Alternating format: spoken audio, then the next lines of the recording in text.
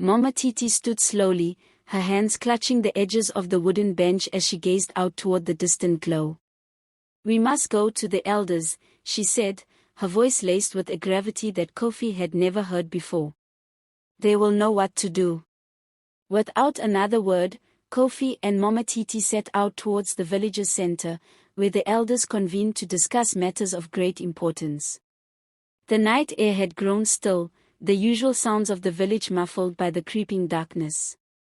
The path ahead seemed longer than it had before, as though the very earth beneath their feet had shifted, pulling them into an unknown fate. As they approached the elders' gathering place, the villagers grew quiet, their eyes fixed on the two of them with a mixture of fear and curiosity. The elders were already assembled, their faces grave and their voices hushed as they discussed the growing tension in the village. Kofi's heart pounded in his chest as he approached them, but it was Mama Titi who stepped forward first, her presence commanding respect and attention. "We have come," she said, her voice steady yet tinged with concern, "because we sense something terrible is coming." "What is this darkness that looms over us?" The eldest of the elders, a woman named Nia, looked up from the small fire in front of her. Her eyes, though aged, were sharp and full of wisdom. She spoke slowly, her voice carrying the weight of ancient knowledge. "There are forces in this land that we do not fully understand," she said. "For years, the village has been protected by the spirits of our ancestors, but now there is a disturbance. Something is awakening from the depths, and it is drawing near." Kofi and Mama Titi exchanged a worried glance. The tension in the air was palpable, and the distant glow they had seen earlier seemed to flicker brighter in the night. The earth itself felt unsettled, as though it too was aware of the evil that was coming. "I will protect you, Mama Titi," Kofi whispered, his voice filled with determination. "No matter what comes, I will not let anything harm you." Mama Titi placed a hand on his shoulder, her eyes soft yet filled with a wisdom that only a life lived in full could bring. "The boy who once had nothing, now has everything," she said, her voice strong. "And it is because of you, Kofi, that I can see the future clearly. You are the one who will save us." Kofi looked at her in shock. How could she believe that he, a simple carpenter who had once been a hungry boy, could be the one to save them all?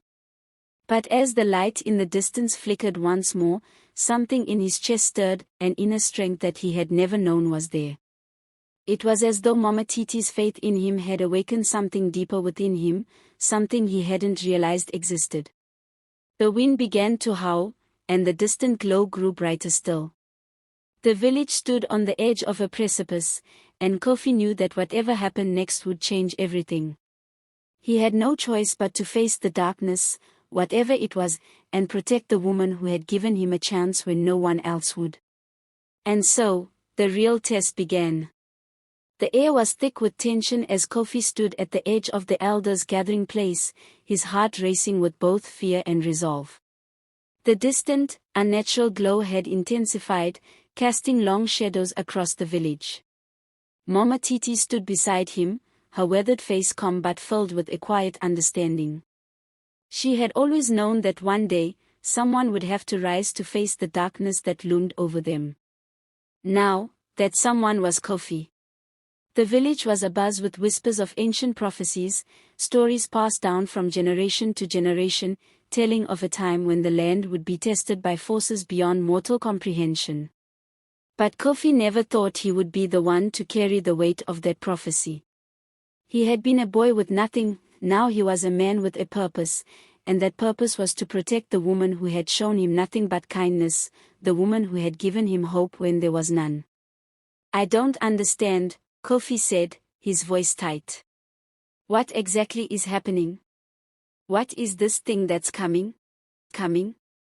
Nia, the eldest elder, gazed at him, her eyes filled with ancient wisdom. "There is an old spirit," she said, her voice soft but firm. "A spirit of hunger and despair. It has awoken from the depths of the earth, disturbed by the greed and suffering that have spread across this land. For years, it slumbered, waiting for the right moment to emerge. Now, it has come. Kofi clenched his fists. And it will destroy us. The elder nodded gravely. The spirit feeds on fear, on the suffering of those it encounters. It will not stop until it has consumed everything, life, hope, and the very soul of the village. We've seen signs before, but we never acted in time. Now, it is too late to turn back. Mama Titi stepped forward, her hands trembling slightly as she placed them on Kofi's arms. You have grown into a strong man, Kofi. But strength alone will not defeat the spirit. There is a price for every blessing, and the price for your protection is more than you may be willing to pay. Kofi's eyes narrowed. What do you mean? Nia's voice took on an ominous tone. To defeat the spirit, you must offer something of great value, something that binds you to the land and to the people. A sacrifice, if you will. That is the only way to break the cycle. Kofi's heart sank. A sacrifice. What could he possibly offer that was greater than his own life? But Mama Titi's words echoed in his mind, you are the one who will save us. Was she right? Was he destined to be the one to end this nightmare? The light in the distance flickered again, growing stronger, brighter. The earth itself seemed to hum with the presence of the spirit, as though it were drawing closer, preparing to strike. Kofi felt the weight of the world pressing on him, but he knew that if he didn't act now, the village and Mama Titi would be lost. With a deep breath, Kofi turned to the elders. I will do what must be done, he said, his voice steady, even though his heart raced in his chest. Tell me what I need to do. The elders shared a look before Nia spoke again, her voice heavy with the knowledge of what was to come. You must journey into the heart of the forest, where the spirit sleeps. There, you will find a stone, an ancient relic that holds the key to the spirit's power. Only by placing your hand upon it and offering your sacrifice will you be able to bind the spirit and stop its hunger. Kofi nodded. He knew that the forest was a place of darkness and danger, filled with ancient magic and creatures long forgotten. But it was his only chance. Mama Titi placed a hand on his cheek, her touch warm despite her frailness. You have always been like a son to me, Kofi. And I have seen the man you've become. If you are to do this, know that you do not carry this burden alone. My heart is with you. Her words struck him deep in his soul. She had always been there for him, and now he would do whatever it took to repay her kindness and save her life. With a final, lingering look at Mama Titi, Kofi set off towards the darkened forest, his heart heavy with the knowledge that the price for protection would be steep. The forest was unnaturally silent as Kofi walked deeper into its heart. The trees, twisted and gnarled, loomed over him like sentinels, their branches clawing at the sky. The air was thick with a strange, cold mist that seemed to seep into his very bones. It was a place of ancient power, where the spirit could lie dormant for centuries, feeding off the pain of the land. As Kofi ventured deeper, the ground beneath his feet began to tremble. The distant glow of the spirit flickered through the trees, growing stronger with each step he took. The forest seemed to pulse with an unnatural energy, as though it were alive, watching him, waiting. At the center of the forest, Kofi found the stone, an ancient monolith, smooth and dark, its surface etched with symbols he could not understand. He approached it slowly, his breath shallow, as the light from the spirit grew brighter, closer. The moment his hand touched the stone, a sharp pain shot through him, as though the very earth was rejecting him. The air crackled with energy, and the spirit's presence filled the space, a force of pure darkness and hunger. Kofi gritted his teeth, refusing to pull away. He understood now what the price of protection was. It was not just his life, it was his soul, his very essence. The spirit wanted to consume him, to devour the part of him that made him human. But Kofi knew that if he let it, the darkness would consume everything, and Mama Titi's kindness, his entire village, would be lost forever. With a final, desperate cry, Kofi offered the last thing he had, his humanity. He let the darkness swallow him whole, knowing that by doing so, he was sealing the spirit's fate.